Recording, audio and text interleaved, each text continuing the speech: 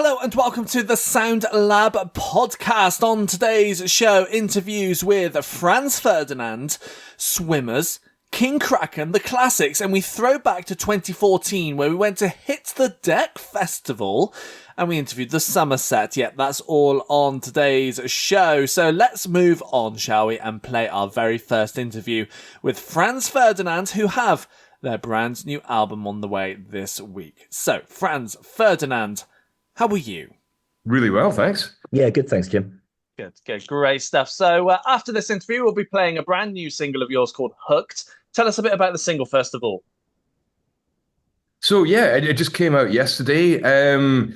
It's been great to play it live. We did a little tour just before Christmas. We went around Mexico and then around Latin America and then across the USA. And you always feel nervous playing a new song for the first one. People haven't heard it, but this one had a pretty immediate response, didn't it, Julian?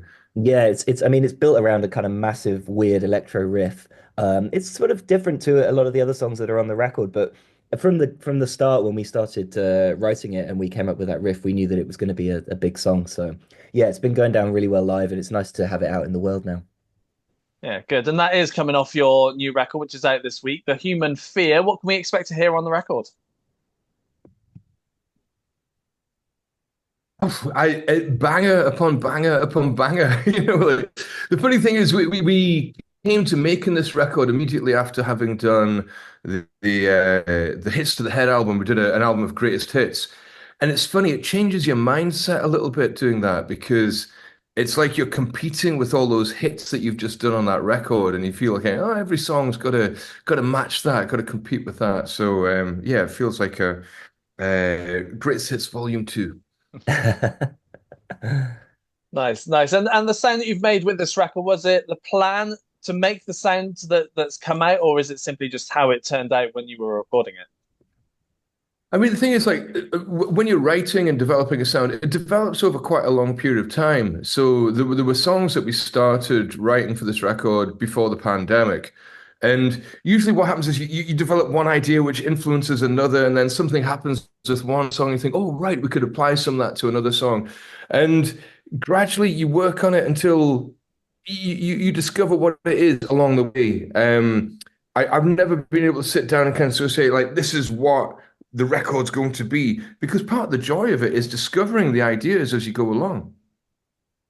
Yeah, and I guess because you started writing it before the pandemic, it's been a long time coming. Has kind of the music kind of changed over the last few years from when you started to decide to write this record to now?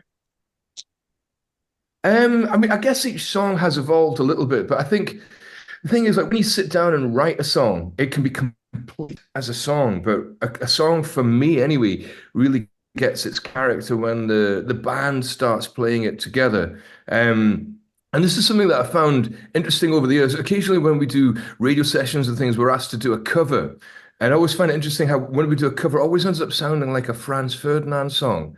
And I think that's a sign that your band's got personality or a character. And that's what I love in the process of the development of the songs, the fact that, it sounds like us when we play it. Yeah, good. And I like to talk about the writing side of things as well. So for you guys, how do tracks normally start off? It can start in lots of different ways. So like Jules was talking about Hooked there, for example. That was Jules came and stayed with me for a week, and we just wrote a song in the morning, then a song in the afternoon, then next day did the same thing again, until we had a bunch of songs that we liked. So that's sometimes how we'll do it. Sometimes you'll start with a riff like that, sometimes a chord progression. Other times I start with a lyrical idea. So there's a song on the album called Bar Lonely, and that's based on a real bar in Tokyo, and that Bob and I had been to. And so we were talking about the idea behind the song, the lyrical idea, before we wrote any music. So it depends. It's good to change it about. If you have the same formula, I think you become repetitive, so it's good to change it for each song. Yeah, no, most definitely. And tell me about the lyrics as well. How easy do you find it to write the lyrics to the music that's created? Because many people find that a bit of a challenge at times. I love writing the lyrics. There's if you've got something to say, it's quite easy to write a lyric. And the best lyrics kind of happen when you're not considering it too much. If you're trying really hard to write a lyric, they can often come out a bit disjointed. But for me, the best frame of mind to be in is like a stream of consciousness, almost kind of like a daydreaming kind of state. And that's when you get the best stuff. So you write like that, write a lot of lyric, a lot of words, and then afterwards, then you've got to use a completely different frame of mind, which is almost a cruel editor frame of mind. And you kind of come in and then you kind of go, no, that's rubbish, that's rubbish, that's rubbish. But that line is good. That can stay. Yeah, yeah, absolutely. Touring wise, you were busy towards the end of last year, and you've got a couple more days left to relax before you're out on tour again. Yes. I mean, where are we off to next, Jules? Well, we're doing a few um, regional hits in the UK, which will be good fun because it's always nice to play the UK. And then we're heading off to, I've got my calendar up here actually, Europe in February. So a wee jaunt around Europe and then in the US later in the year. And yeah, I mean, it's a pretty packed calendar, but that's the way we like it. Yeah, nice. And then we're obviously into festival season as well. You hoping to be doing some festivals this year? I know there's going to be quite a few over the summer. I can never remember which ones and where they are, but I know there's a lot of them coming. I don't know which ones have been announced as well yet. So I don't know. Yeah, I think Bob there might announced be a some, lot of them on the radio last night by mistake. yeah, no Um, spoilers. This is where I trip you yeah, up but and yeah, ask you which ones. yeah, I know. I don't know which ones have been announced, so I don't know which ones I can say. I do love playing the festivals, though. I've got to say, like it's a real treat, because especially getting to meet the other bands as well. Because like if you're playing a particular night in a town on a regular tour, it means that your pal's band is not in town that night necessarily. Whereas, when you play a festival, you get to hang out with everybody and meet everybody and catch up, which is always a treat. Hmm. Yeah, absolutely. And now you're 6 records in as well. How have you guys evolved as a band over the 20 plus years you've been together? Yeah, it's funny because some things are exactly the same and some things are very different. I mean, Jules joined the band 8 years ago, and that changed things quite radically. Like Jules is an amazing musician, and Audrey's playing drums now, and Dino. So you have lineup changes, but then other things like. When I get on stage or we're writing a song or playing in the studio, it feels exactly the same as it did, I don't know, when I was 14, when I first started writing songs. The desire to make music doesn't change at all, even though the world around about you might change a little bit.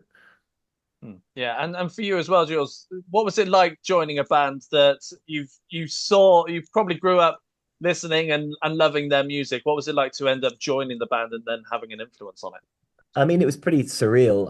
It was it kind of came out of the blue, but it was an opportunity I had to grab. And like you say, I'd been a fan of the band for a long time, and yeah, I just kind of jumped in with both feet, really, and it kind of worked out. I mean, we all actually have a similar ethos when it comes to music and what it means to make music. We all have different tastes, of course, but I think we all have the same idea when it comes to what we want from music and what a band looks like, and kind of we all have this very similar sense of humor, and we hang out on tour a lot, and it's important to get on with your bandmates when you're spending so much time together. So yeah, it's a good group.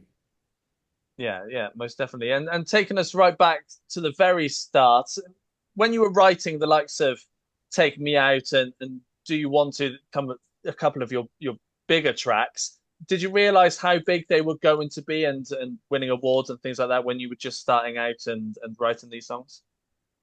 I, it's funny, I remember when we were doing Take Me Out in a rehearsal room for the first time. The first time we got it to work out. I remember saying, "Oh, that's quite catchy," And I remember very distinctly saying to Bob, "I can almost imagine that being played on the radio." And but we had no idea how far it was going to go. And it's the same now. Like a song like Hooked or Night or Day. Like when you're working on them as a band together, you kind of go like, this feels really kind of cool. I'm really enjoying this. And so like I don't know if that means the rest of the world's gonna like it, You just don't know till you stick it out there. But I think a good rule is to trust your instincts. If it makes you feel good, it's probably going Yeah. to make some other people feel good as well. And I hope you enjoyed the interview there with Franz Ferdinand talking about their brand new record, which is out this week. Now, we are all over social media, so come and find us at The Sound Lab. Yes, that's on all the socials, and you can also check out the website, thesoundlabuk.co.uk, so go and check that out as well. Now let's move on, shall we, and play you our next interview from SWMRS. They released their latest album last year, and we've had a little catch-up with them to talk all about it. So, SWMRS, how are you? We're Good. great. We're great. We just lost Max. I don't know where he went, He's but running into his he's kettle. back. Well, yeah, the kettle was about to go off. Priorities. Kettle's important.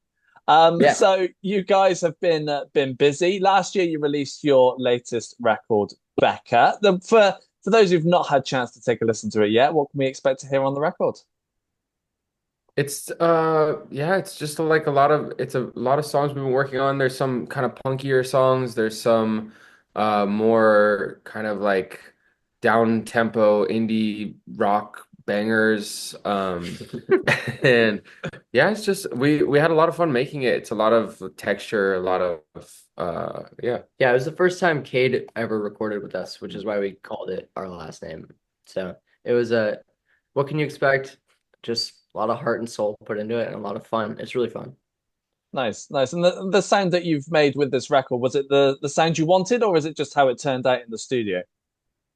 I think it's how it turned out in the studio. I mean, like, we don't really go in wanting anything other than just wanting to have fun, you know? Mhm. After doing it this many years, you kind of like realize what your priorities are. You're like, you know what? The most important thing is that we all kind of like have this experience together. And then what came out of it was, in our opinion, we're like, wow, this is fucking great. Can I swear on this? Not really, no, but I can understand. Yeah, this was probably, I mean, from my experience, watching them in the past, probably the most patient album. We spent like a whole year on it. And we had like 3 or 4 different iterations of a lot of different songs. So it's kind of what we just found in the studio when we were there. Nice, fair enough. And you've been releasing music for, well, about 10 to 15 years now. It's been quite a while you've been releasing music under different names as well. But how is the music and how have you guys evolved since the start through until now? Well, Cole was in middle school when we Yeah. started releasing first. So what was that, like We 12? went through puberty, that's a big change. That was a big change. Um, Now I'm 31. It's like the stuff has shifted not only with us, but just like the world of music has changed. And what's cool though about us is like we kind of came of age at the end of this like do it live kind of era, and that doesn't really exist anymore, but we still kind of like take that into what we do. So I think yes, a lot of things have changed. We've changed, but one thing that's remained the same is that it's all about the live show for us. mhm. Yeah, absolutely. And speaking of changes, there's been some lineup changes since we last spoke and over the last couple of records. Cade, you've joined. What's it like joining your brothers on this, and how's it affected the band losing a couple of members and Cade joining? It's been great for me. I mean, I've really enjoyed it. I've always kind of been on the sideline. I didn't play an instrument before, but I kind of always wanted to do it. I used to sell merch. I used to just follow them as a roadie on tour if I could. And it was just always something that was very inspiring to me. So when I had the opportunity to pick up bass, I just took it in a heartbeat. I think what's changed for us is, Cole and I, we've always been close, but I think Cole and I have actually gotten closer as like songwriters and everything over the years. And having Cade join, it's kind of it's kind of naturally become a brothers family band. Like our mom travels with us. Sometimes our dad travels with us. Our sister does all the artwork. And that's been like the main change from the personnel perspective. That's like it's actually kind of felt as if it was kind of naturally heading that direction. Yeah, keeps the costs down as well when you're touring. Oh yeah. Definitely. Which, Are you kidding me? it's one of It's the, great. I mean, I think that's the interesting thing. It's harder and harder for a band to survive these days. And so any way you can kind of play what you have to your advantage, like that's gonna help you. And I think for us, traveling together, making music together, that's helped us just keep this idea that is SWMRS Yeah. alive. Yeah, It's been really cool. and we're not really interested. Well, we might have to, but like the whole like be an influencer at the same time thing, where it's a kind of helping us avoid that Yeah. because we don't really want to be influencers and try to like do videos to try to, I don't know. It's like we like to focus on the music and then keep making it a family thing has allowed us to avoid that. Yeah, for sure. And we touched on touring as well. You've got some dates in Mexico coming up. I bet you can't wait to be doing them. Oh my Dude, God, it's our yeah. first time. We were meant to play in 2019.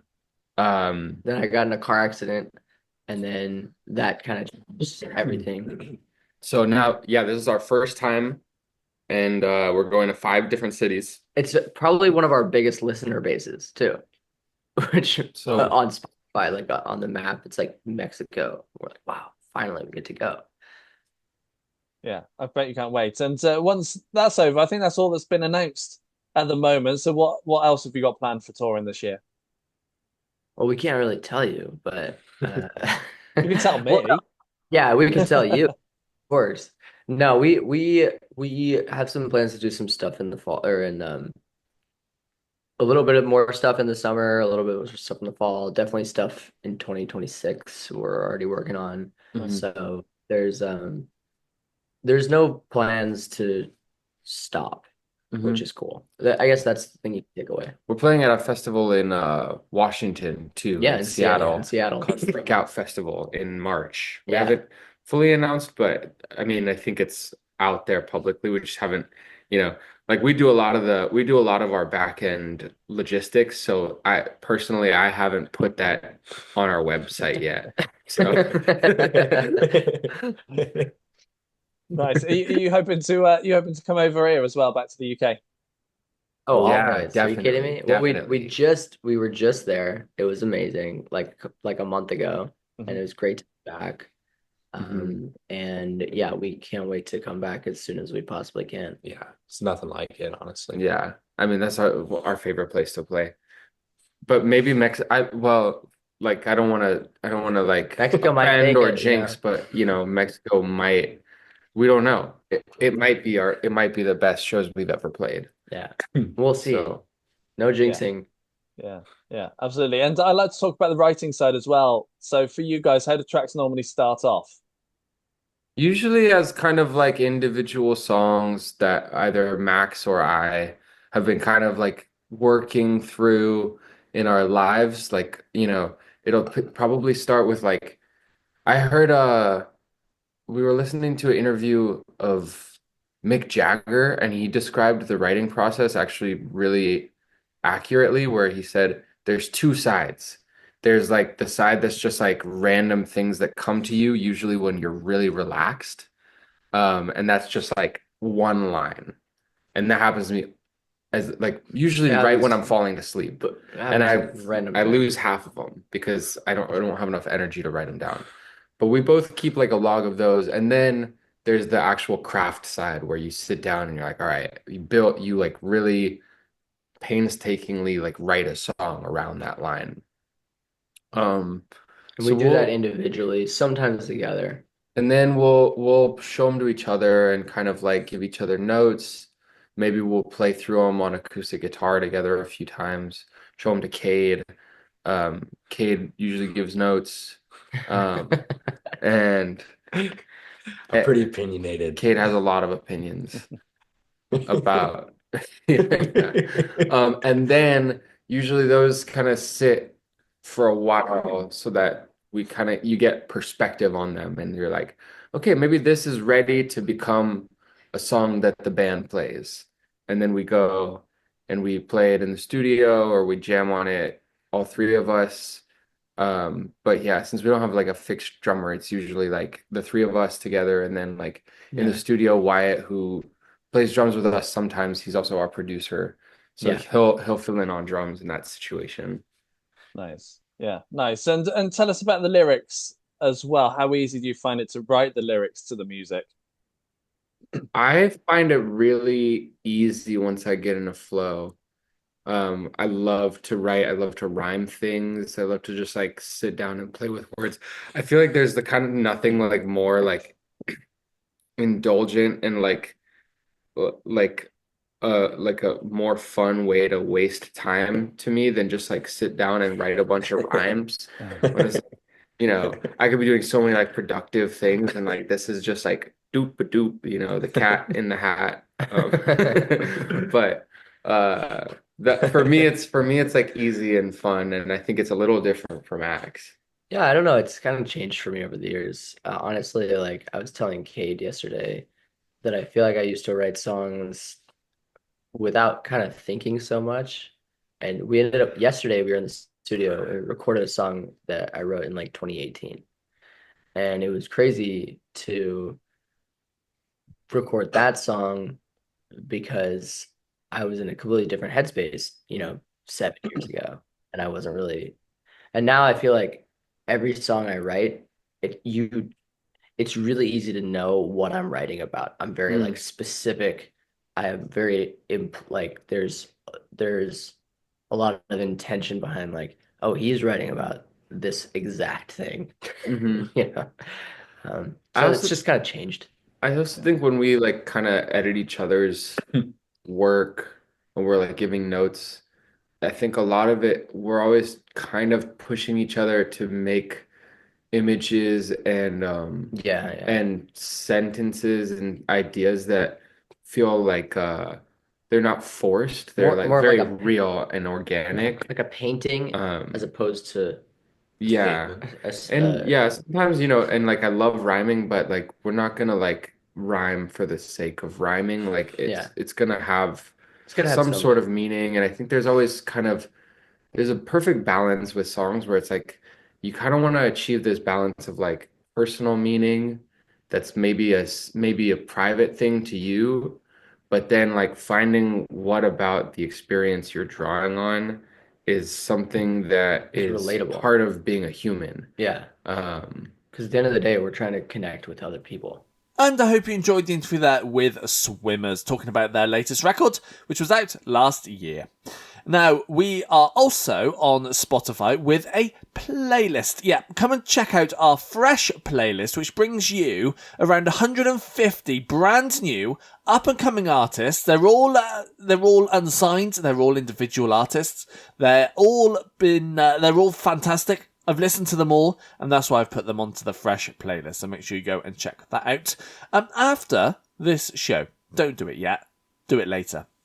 Now let's move on, shall we, and play you an interview from King Kraken, who we had a chat with just the other day to talk about their new record, which is coming in a few weeks' time. They've got music out as well now, so make sure you go and check that out as well. So, King Kraken, how are you? Hey! How's it going, good, man?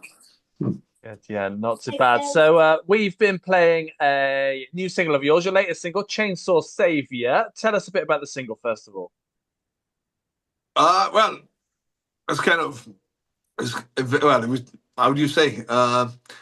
Mark, a singer, came to practice. He had a line in his head, which was the chorus, and he had to leave it in practice early and was like, right, this is the chorus, write a song around it.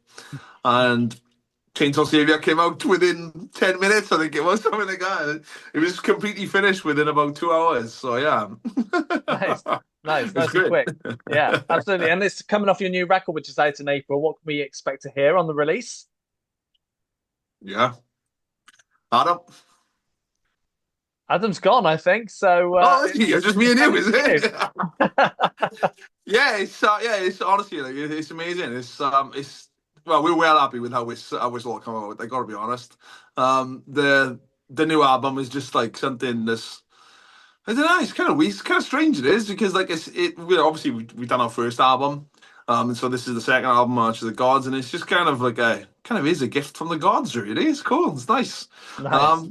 Yeah, it's been super easy. Like, I don't know whether that's it. It's been a bit of a learning curve with the first album, because the first album I was like our first PR sort of thing and all the rest of it. So we were a bit nervous where that goes, but this is just a lot smoother, man. It's really cool. It's nice. Good. So yeah, it's going really, really well. Really well, I gotta be honest. Yeah, good. And considering this is your second record, how does this one sound in comparison to the first? It's a lot more refined. It's definitely a lot more refined. We've kind of trimmed the fat, so to speak. I think in the first album, we kind of got in the middle of the song, and then we were like, oh man, we need some more time. Like, should we put another verse in there or something like that? Like, well, this one we've trimmed the fat, man. It's just heavy hit after heavy hit, and yeah, it's great. It's sounding unbelievable. It's sounding like way bigger than what we all thought was possible for our sound. Really, it is sounding spiffing. So yeah, much more focused than the first album, isn't it? It's yeah. I think we had a direction with this one, didn't we? You know what I mean? We knew what we wanted. We learned a lot from the first album as well, and I think it was definitely a more controlled direction where we wanted to go.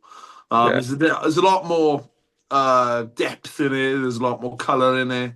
There's a lot more ups and downs. It feels like a story. Like, every song feels like a story in this one, whereas I don't think that was quite there with the first one. Even though lyric wise, there's stories in the lyrics and all the rest of it, but the songs just feel a bit different with this one. I was just saying, Adam, that it's come about just so easy, hasn't it?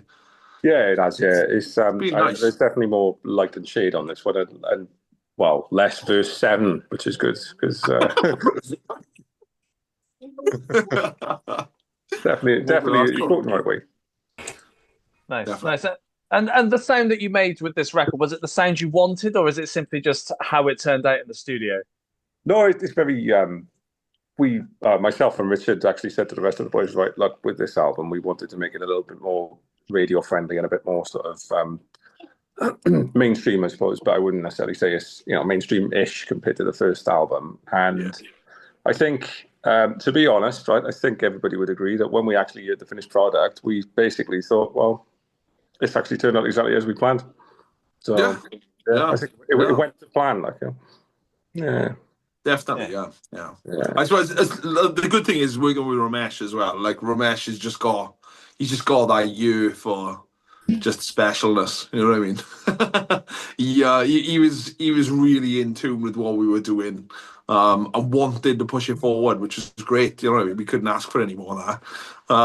So having his guidance and his sort of, we can do this here, we can do that here. Let's change this up a little bit here and here and here. You know what I mean? Like that. It was brilliant. Like, to be fair, it didn't need much changing from what it was, but the changes he did make were definitely, made the songs better, then, so to speak. He's definitely the go-to guy, isn't he, in South Wales? He is. Yeah, he is special, man. Honestly, he is special. His years are like nothing I've ever heard him tell my entire life. There's like a frequency out, and I have no idea what that frequency is, right? And he's like, there's something going on, but there, man. Let's find it. Let's go to the tracks. And you're like, I can't hear nothing. Like, what are you talking about?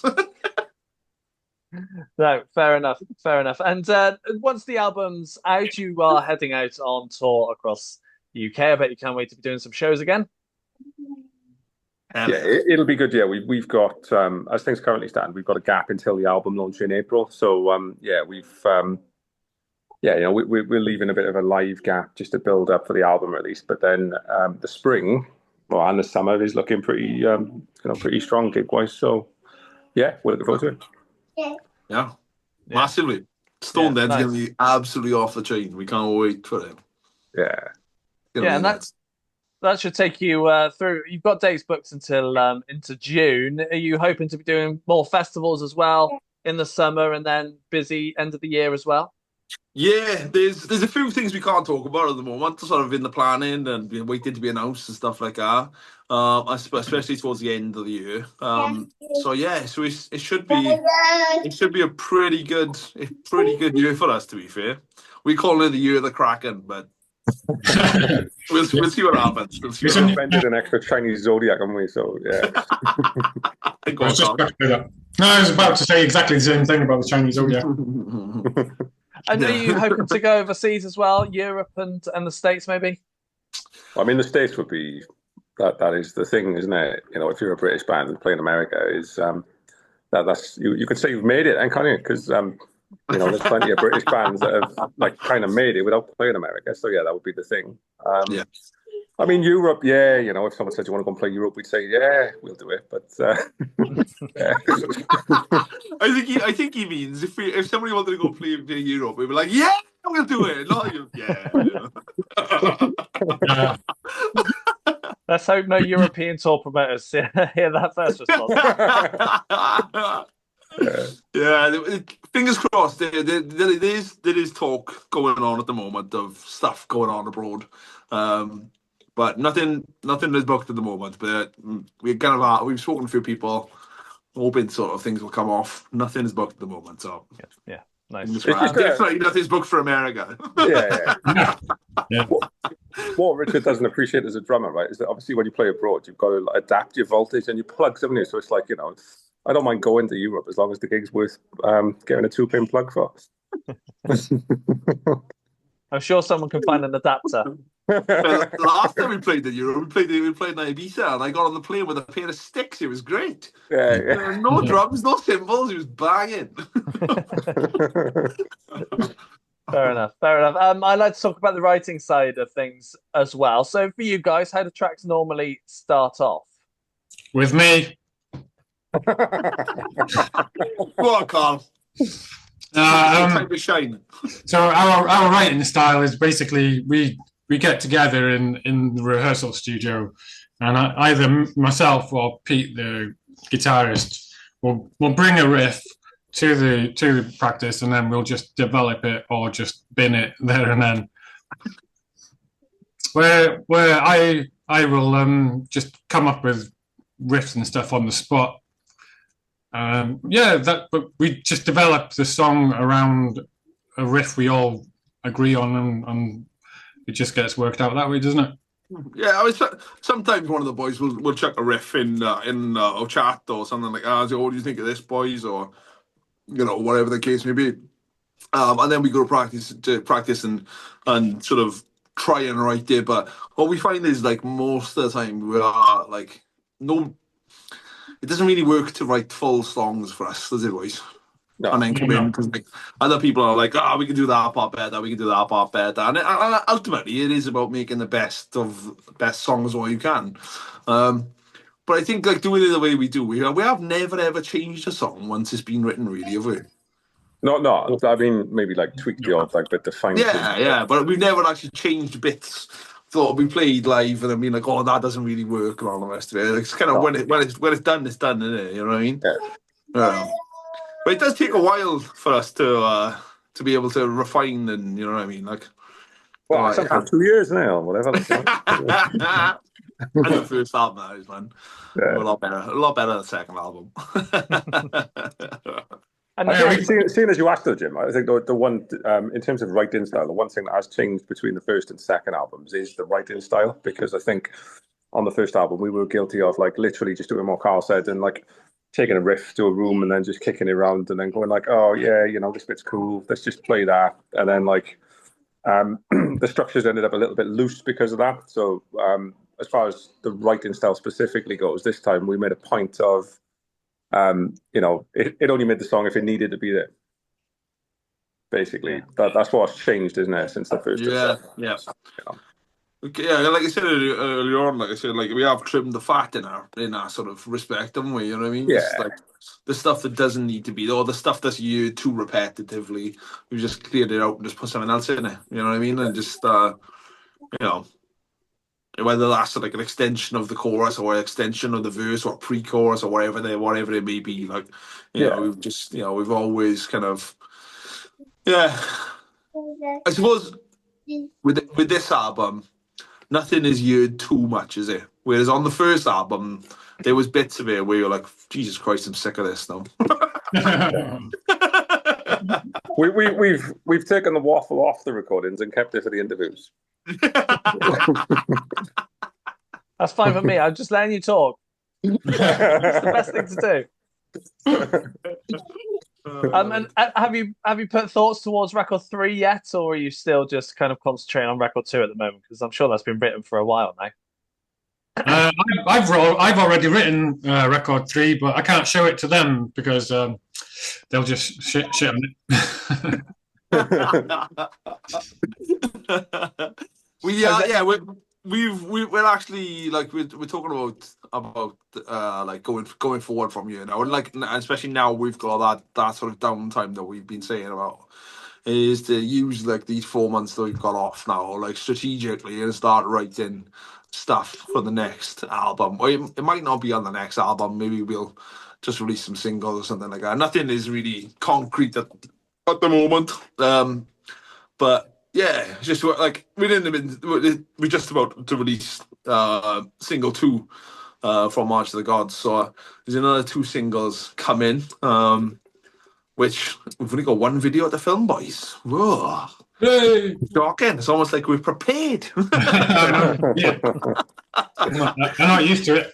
I know, yeah. But yeah, so we are very much in the midst of album 2 at the moment, and we're all loving it. I mean, like today, luckily, like 2 hours ago, we had a message on Facebook saying, "Well, boys, we've just been played on daytime Kerrang radio," and we were like, "Oh yes!" And then like Planet Rock mentioning us, and like the top 25, top 50 bands to look forward to. We're number 25 in that. Lovely. So I was like, "Yes, it's all going the right way. That's all we can hope for." You know what I mean? Yeah, that's it. We've worked 7 nearly. Well, yeah, is it 7 years? Yeah, 7. Well, this is our 7th year, yeah. Yeah, this is our 7th year now. Yeah, so so we've worked hard for this, and at the end of the day, it's about going forward, isn't it? So, onwards and upwards. Onwards and upwards. Absolutely. That's what it's at, man. And I hope you enjoyed the interview there with King Kraken. Now, we also have this very podcast and all these interviews on a radio show, which we get to play you some music on as well. So make sure you go and check that out on our website, thesoundlabuk.co.uk, and you can check out our international radio show. Click on the link and it will take you to the show with these interviews with all music and all the singing, dancing, and there's a live session on there as well. So go and check that out. After the show, yeah, why not? Lots for you to do a little bit later on. Now, let's play our final new interview, and it comes from The Klassics. They've been slowly releasing new music, so we had a little chat with them. The Klassics, how are you? I'm very well, thank you. And how are you, Jim? Good, yeah, not too bad. So we've just been playing a new single of yours called Missing You. Tell us a bit about the single.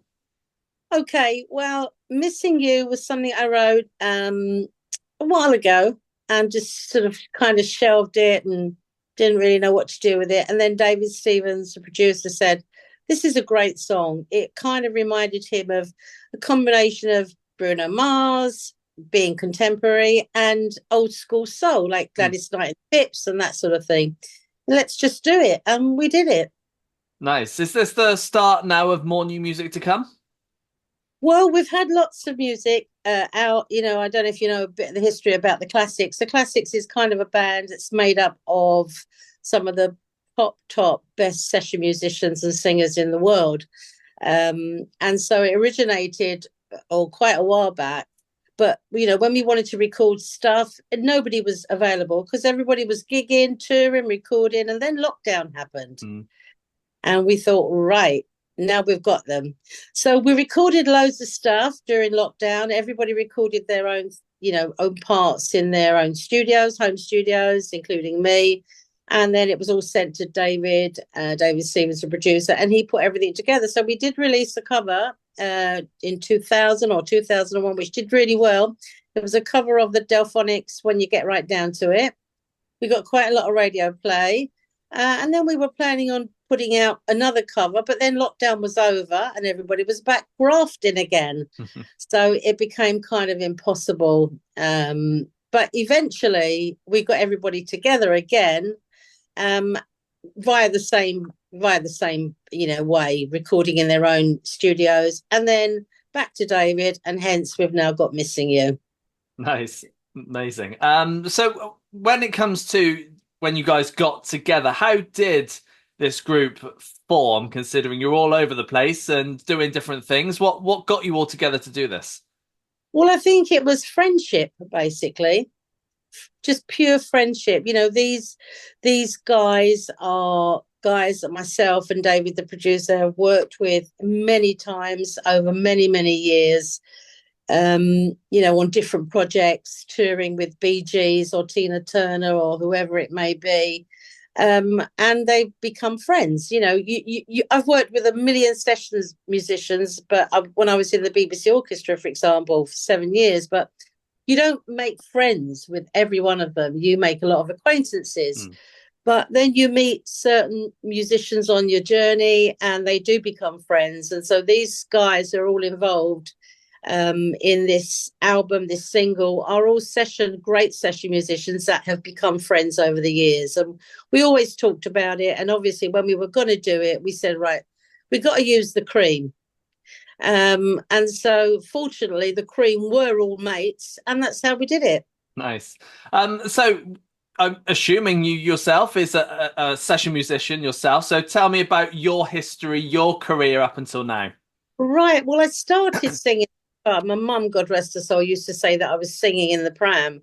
I don't really believe that, but nevertheless, it was a story she told, and it made her happy. So we went with that. But yeah, I started singing at a very early age and writing songs at a very early age. I'd had my first record deal when I was 12 years of age with Major Minor Records, which was actually the very first independent record label. And they only signed 3 artists, and that was me, Tom Jones, and Johnny Nash. And then from then on, it just went. Then I was signed to Decca, and then EMI. And then as a writer, I was signed to ATV Music, Warner Chappell's. I went through a whole lot. And then suddenly I met a girl called Miriam Stockley, who was one of the best session singers. She controlled all the session singers, she was a session singer herself, but she would do the booking. She would book everybody. And one day I was on a session for Simon May, a songwriter who wrote the EastEnders theme music and amongst other things. And I met Miriam. I was only 16. I was booked to do that session by somebody else, not her. We gelled, we became really good friends, and we're still friends today. And she kind of said, now listen here, you've got to learn how to sight read. If you learn how to sight read, I'll get you a lot more sessions. So I went away. I was only very young, 16, 17. And she found me this brilliant sight reading teacher who I went to for a few months, and I learned how to sight read. Now, let me explain. I play the piano and the guitar, so I do read music. But sight reading is a totally different ballgame. It's when you pick up a sheet of music and you sing the notes as they are on the sheet music. So I had to learn that. But I had a kind of a rough idea because, as I said, I knew music. So from that, I started doing a hell of a lot of session work with Miriam, and stuff then that, I did on my own, not with Miriam, with other people. And it just went from strength to strength to strength. And I guess I've been really lucky. I've done loads of session worked with some amazing artists that I'm proud to say I did. Worked in Nashville with the likes of Glenn Campbell, Willie Nelson, Dolly Parton, worked for the Bee Gees and loads of people, Barry Manilow. I mean, just loads. Nice busy career for you then. And what's next? What's next for you? Well, we're actually already in the process of recording the next classic single. We're at a stage in our life, we've all been very successful musicians, session musicians, and we don't want to be pop stars for sure.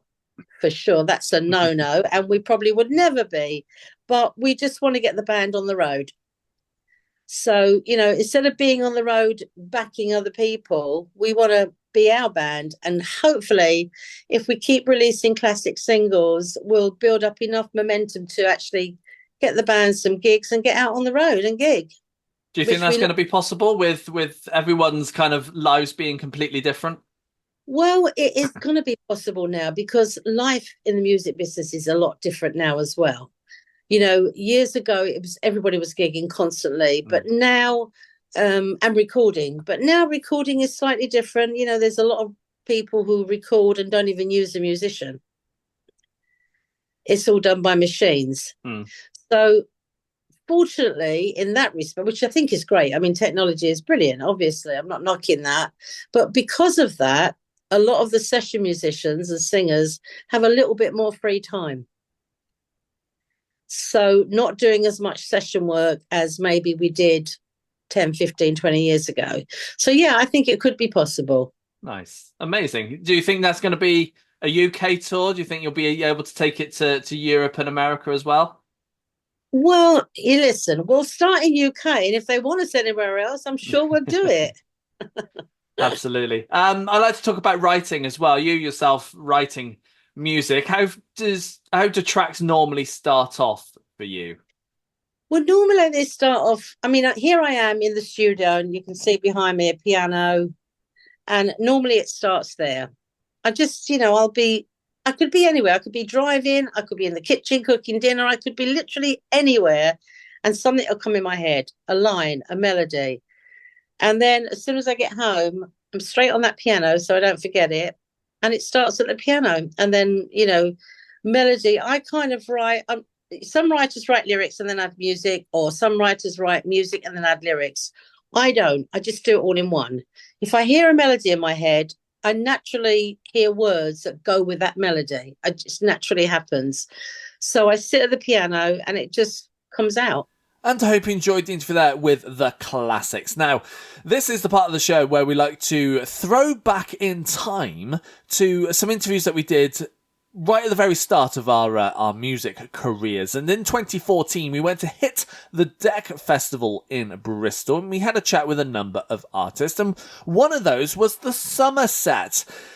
What a great interview this was. I love the band. I loved them back then. I still love them today. They're still around releasing music. So should we go back to 2014's Hit the Deck Festival and have a chat with the Somerset? Guys, introduce yourselves. We started the Somerset in 2007 when a couple of us were still in high school, but Jess here and John's brother Steven have been playing in bands in Arizona where we grew up together for many years. They learned their instruments together when they were in middle school, and I guess one local high school band led to another, and we started the Somerset in 2007. And then when John and I graduated school, we started touring for 10 to 50 kids a night, and then to here we are, and we've put out 3 full-length albums kind of somewhere in the interim of that 7 years. Okay, so tell us a bit about your music. How would you describe it?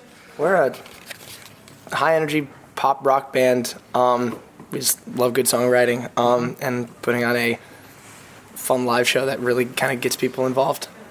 All right, so last year you released an album. Do you want to tell us a bit about it?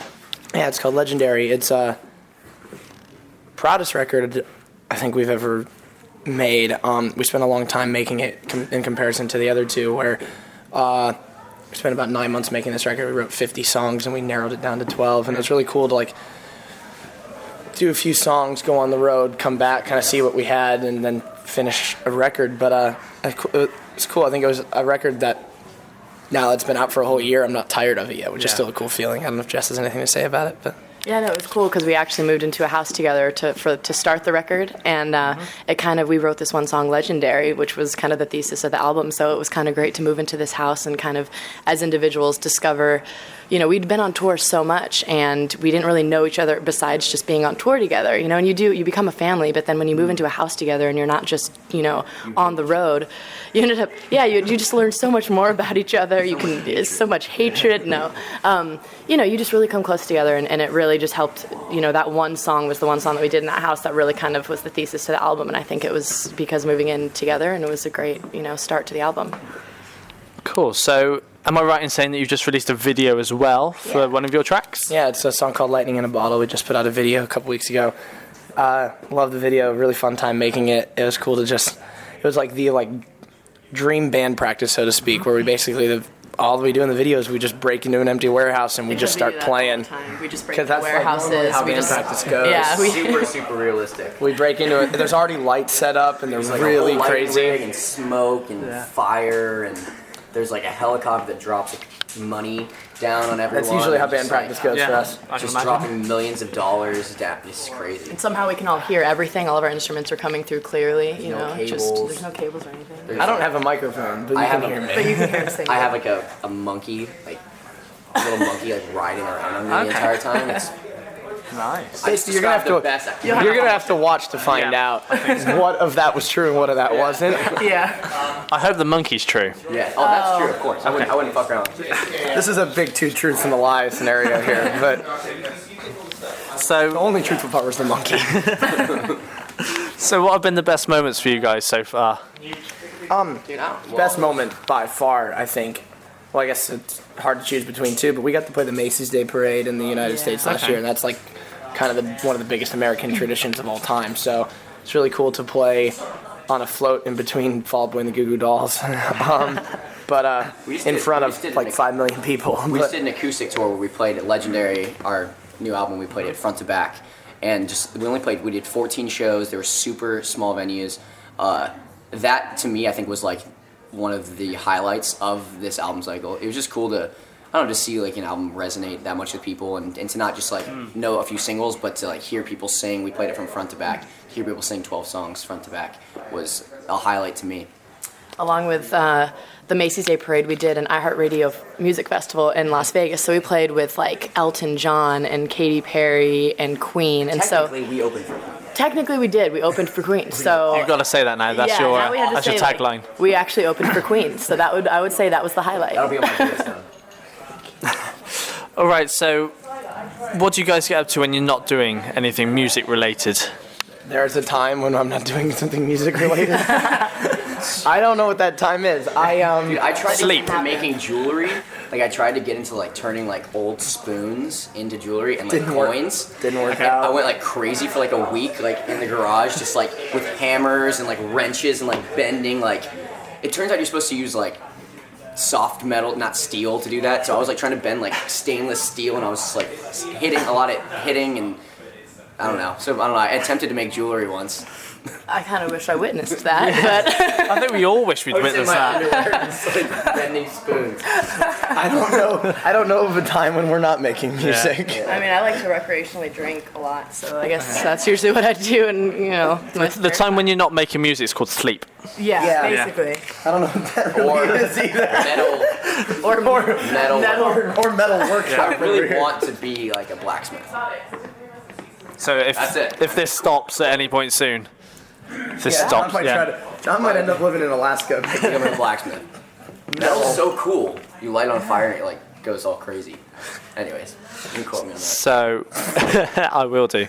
So what's next for you guys? Anything up and coming? We're going back to the U.S. after this tour. We have a couple weeks off, and then we're doing the Vans Warped Tour in the U.S. The whole thing, 2 years in a row. Yeah. But there's a lot of fun bands on it that we're friends with this year, so I'm pretty excited about it. We're on main stage, so it's definitely a privilege, and I think it's going to be a cool little summer. No plans after that, but hopefully maybe come back to the UK again in the fall. Yeah, definitely. Or make a new record. I don't know. One of the two. It's Both. Win-win situation. Both would be cool. So finally, if people want to find out more about you or contact you in any way, how would they go and do that? We're everywhere on the internet. But Facebook.com/thesomerset. Our Twitter username is @the_summer_set. We're convinced someone out there stole our name and won't give it to us. Instagram is the same, the_summer_set. And we got some music videos on YouTube if you search the Somerset too. And I hope you enjoyed the interview there with the Somerset from Hit the Deck Festival 2014. And that's the end of the show for another week, I am afraid. But don't worry, we will be back next week with more interviews and a throwback to another festival, I believe, from 2014 as well. So make sure you tune in next week. But if you can't wait until then, social media @TheSoundLab, yes. And check out the website, thesoundlabuk.com. and I'll see you next week right here on the Sound Lab podcast. Goodbye.